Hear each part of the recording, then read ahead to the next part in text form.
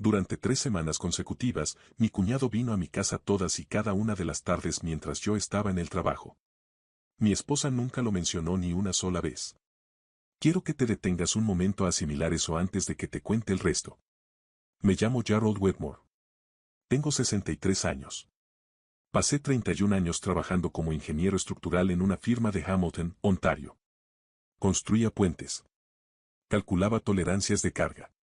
Dediqué mi carrera a comprender cuánto peso puede soportar una estructura antes de colapsar.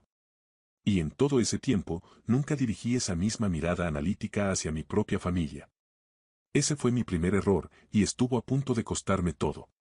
Mi esposa, Patricia, tenía 59 años cuando comienza esta historia. Llevábamos 34 años casados.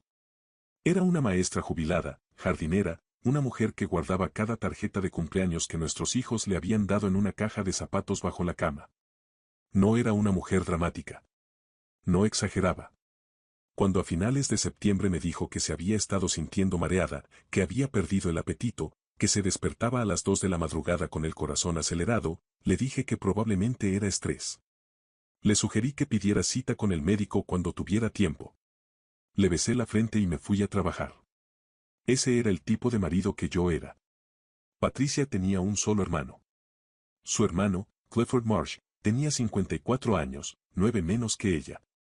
Nunca había mantenido un empleo durante más de 2 años en toda su vida.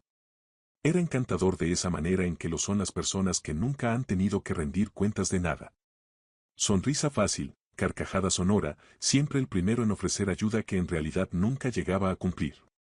Nuestra familia tenía una cabaña en Georgianby que Patricia había heredado de sus padres hacía 11 años.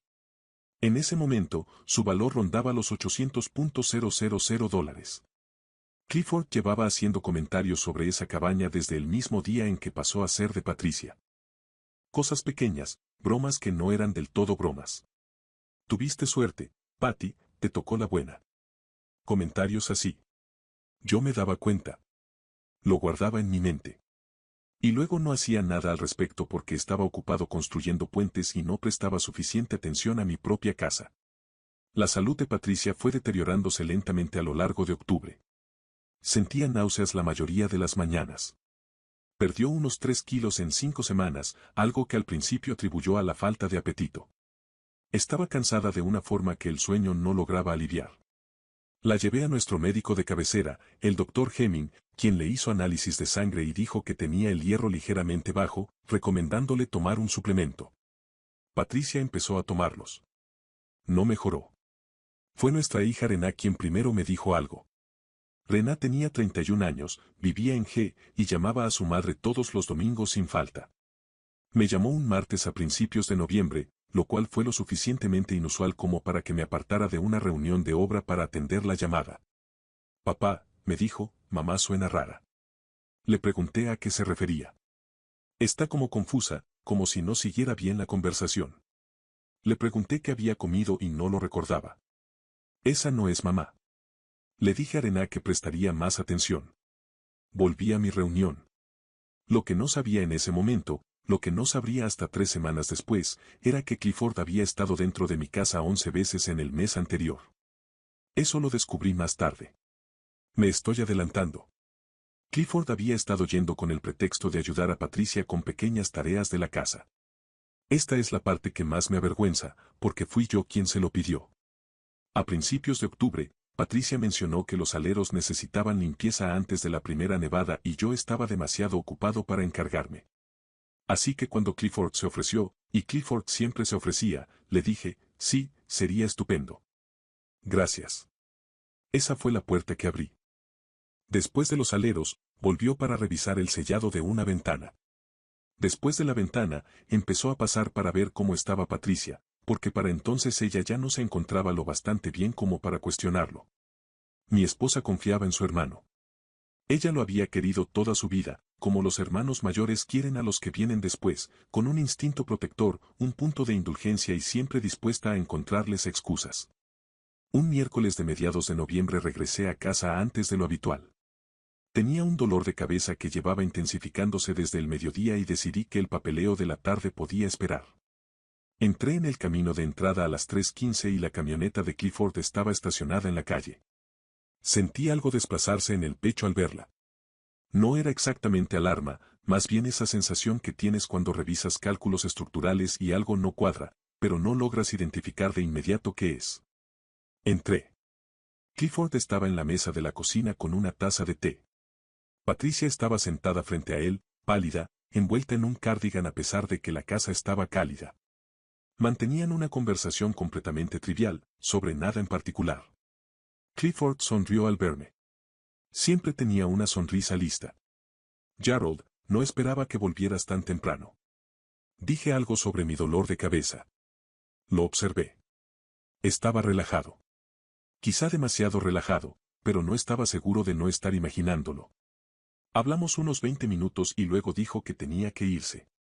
Abrazó a Patricia al salir. Observé el rostro de mi esposa mientras él la abrazaba. Se la veía cansada y afectuosa, como se mira a alguien a quien siempre se ha cuidado. Esa noche le pregunté a Patricia con qué frecuencia había estado viniendo Clifford. Se lo pensó unos segundos. Ha sido de gran ayuda. ¿Pero con qué frecuencia? Una vez por semana, respondió, con cierta vacilación. Bueno, quizá más. No estoy segura. Es buena compañía. Esa incertidumbre en su voz, eso fue lo que no dejó de inquietarme. Soy ingeniero. No tomo decisiones basadas en sensaciones. Las tomo basándome en datos. Así que hice algo que desde entonces me he preguntado 100 veces si debía haber hecho antes. Compré una pequeña cámara interior, del tipo que parece un detector de humo. La instalé en la sala de estar un viernes por la tarde, mientras Patricia dormía la siesta. Se conectaba a una aplicación en mi teléfono. Me dije que era porque quería entender qué estaba pasando con su salud, si se caía, si se desorientaba cuando yo no estaba. Me dije que no tenía nada que ver con Clifford. No estaba siendo del todo honesto conmigo mismo. La primera semana no mostró nada alarmante. Clifford vino 2 veces. Preparó té. Se sentó con Patricia.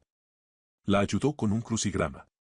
En la segunda visita, se quedó casi 2 horas, y yo lo observé desde mi teléfono en un estacionamiento de Burlington durante una inspección de obra, sintiéndome vagamente ridículo. Y entonces lo vi. Era jueves. Yo estaba en la oficina. La aplicación me envió una notificación de movimiento poco después de las 2 de la tarde. La abrí, esperando ver a Clifford llegando, algo que ya se había vuelto lo bastante rutinario como para que casi dejara de reaccionar. Lo que vi, en cambio, me tomó 10 segundos completos procesarlo.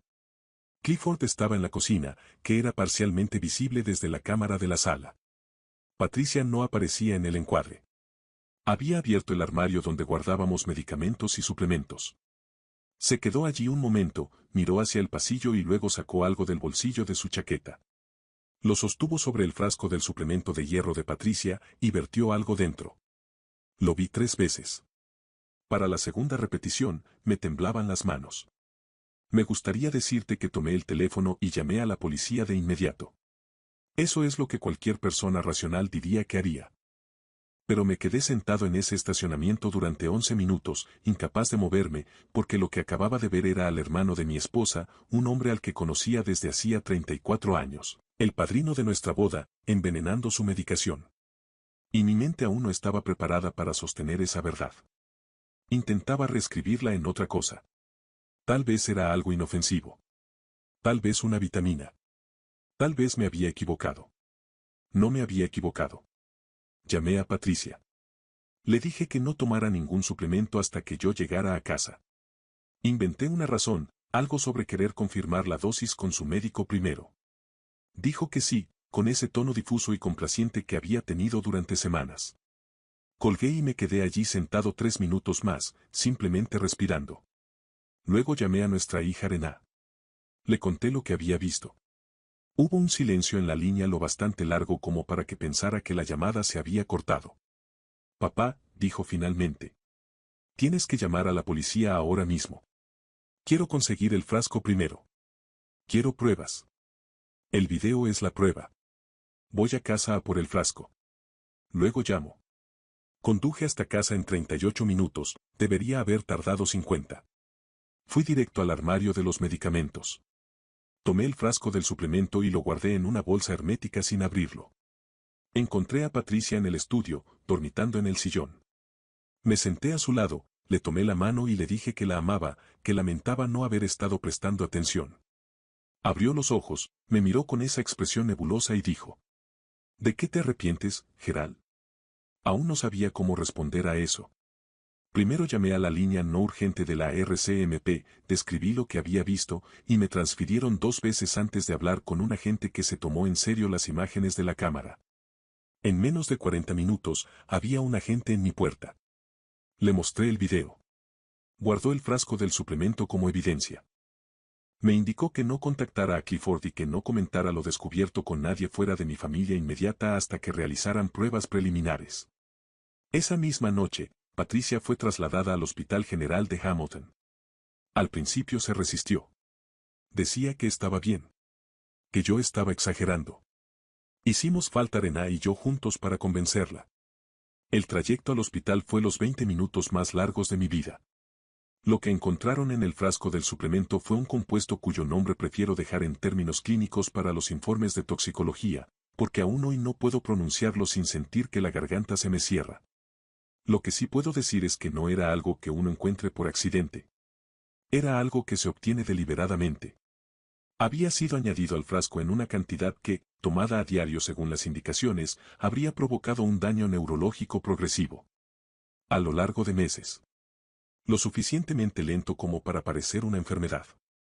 Lo suficientemente gradual como para parecer un deterioro natural. Patricia llevaba 5 semanas tomando esos suplementos. Esa misma noche, la policía llevó a Clifford a declarar. Yo no estuve presente. Rená y yo nos quedamos en la sala de espera del hospital y apenas hablamos. No había nada que decir que el silencio no estuviera diciendo ya. Lo que la investigación reveló en las semanas siguientes fue esto. Clifford estaba endeudado. Gravemente endeudado. No el tipo de deuda común que surge de la mala suerte, sino la que proviene de malas decisiones repetidas durante años. Debía dinero a personas que no eran acreedores pacientes. Había estado investigando el proceso legal para impugnar herencias y transferencias de propiedad. Había hablado en 2 ocasiones con un abogado en Barrie sobre el procedimiento mediante el cual una propiedad puede transferirse desde una persona mentalmente incapacitada a un familiar designado con poder notarial. No había obtenido dicho poder, pero se estaba preparando para ello. La cabaña había sido tasada en $840,000 en noviembre. Había estado enfermando a su hermana de forma gradual, lo suficiente como para que nadie hiciera las preguntas correctas hasta que ella estuviera lo bastante deteriorada como para ser controlada. Ese era el plan. Y habría funcionado si yo no hubiera instalado una cámara y visto todo en mi teléfono, en un estacionamiento de Burlington, un jueves por la tarde, cuando debería haber estado revisando especificaciones de hormigón. Desde entonces, he pasado mucho tiempo pensando en las 9 semanas transcurridas entre la primera vez que Patricia me dijo que se sentía mal y el momento en que vi esas imágenes. 9 semanas viviendo en la misma casa. Cenaba frente a mi esposa cada noche. Estaba lo bastante bien como para sentarse a la mesa. Noté que estaba perdiendo peso y me dije que era efecto del suplemento de hierro. Noté que parecía confundida y me dije que era cansancio. Soy ingeniero. Sé interpretar señales de advertencia en estructuras. No apliqué esa misma disciplina a la persona a la que había prometido proteger toda mi vida. Esa es la carga más difícil de llevar. Patricia pasó 4 días en el hospital. El daño tras 5 semanas de exposición fue real, pero no permanente. Los médicos nos dijeron que necesitaría seguimiento durante varios meses. Su equilibrio se vería afectado durante un tiempo. Parte de la confusión se disiparía a medida que el compuesto abandonara su organismo, lo cual ocurrió en gran medida hacia febrero. En todo este tiempo, nunca ha expresado directamente rabia hacia su hermano delante de mí. Una vez, unos 6 meses después de todo, le pregunté si estaba enfadada. Se quedó en silencio un rato. Estábamos sentados en el porche trasero. Era principios de primavera y el jardín apenas comenzaba a reverdecer. Sigo intentando entender cuándo tomó la decisión, dijo. ¿Fue algo reciente o siempre me vio como alguien a quien podía utilizar? No supe qué responder. Clifford fue acusado de administrar una sustancia nociva con intención de causar daño. También fue imputado por acoso criminal y preparación para fraude. Se declaró no culpable y, 14 meses después, cambió su declaración. Fue sentenciado en la primavera del año siguiente. No diré que la condena fuera satisfactoria. La justicia en un tribunal no es lo mismo que la reparación. Patricia y yo aún conservamos la cabaña. Subimos allí en julio, después de la sentencia, solo nosotros dos. Nos sentábamos en el muelle al atardecer y veíamos cómo la luz se extinguía sobre Georgian Bay. Ella apoyaba la cabeza en mi hombro y ninguno de los dos hablaba de Clifford. Hay algo que quiero decir a quienes están viendo esto y son como yo era, personas muy atentas a las cosas equivocadas. Yo me sentía orgulloso de mi rigor profesional. Era meticuloso con mi trabajo. Revisaba cada cálculo 2 veces. No pasaba por alto los detalles que importaban en el ámbito laboral, pero durante 30 años desarrollé el hábito de dejar esa disciplina observacional en la puerta de la oficina. La familia era el lugar donde bajaba la guardia, y confundí bajar la guardia con amar. Pensé que ser un buen esposo significaba no hacer preguntas. Pensé que ser un familiar relajado implicaba aceptar a los demás tal como se mostraban, sin cuestionarlos. La confianza no es lo mismo que la desatención. El amor no es lo mismo que mirar hacia otro lado. Tuve que aprenderlo a los 63 años, en una sala de espera de hospital, sosteniendo una bolsa hermética con el frasco de suplementos de mi esposa dentro. Si alguien en tu familia no está bien y la explicación no termina de convencerte, insiste. Pregunta más. Consulta a otro médico. Instala la cámara. Haz esa llamada que parece excesiva. El costo de estar equivocado en tus sospechas es la vergüenza. El costo de tener razón y no decir nada es algo que no querrás calcular. Patricia está bien ahora. Ha vuelto a su jardín. Ha retomado sus llamadas con Renat todos los domingos. En muchos sentidos, es la mujer con la que me casé. Aunque hay en ella algo más cauteloso que antes no existía, una leve vacilación antes de confiar. Un instante de evaluación antes de abrir la puerta. Daría mucho por devolverle la versión de sí misma que no necesitaba eso. Pero no puedo. Lo que sí puedo hacer es convertirme en la persona que debió haber estado prestando atención desde el principio. Eso es lo que intento ser ahora. Uno pensaría que, a cierta altura de la vida, las lecciones dejan de llegar. No es así. Las estructuras en las que más confiamos, las construidas con familia, historia y décadas compartidas, son precisamente las que examinamos con menos cuidado. Y a veces, eso es exactamente con lo que alguien cuenta. Presta atención a tu casa. No solo a las paredes, no solo al techo, a las personas que viven dentro de ella. Si esta historia te hizo reflexionar, no la pases por alto. Suscríbete para más historias reales que cambiarán tu forma de ver las cosas. Pulsa me gusta si crees que prestar atención puede cambiarlo todo. Y comparta este video con alguien que pueda necesitar escuchar esto hoy.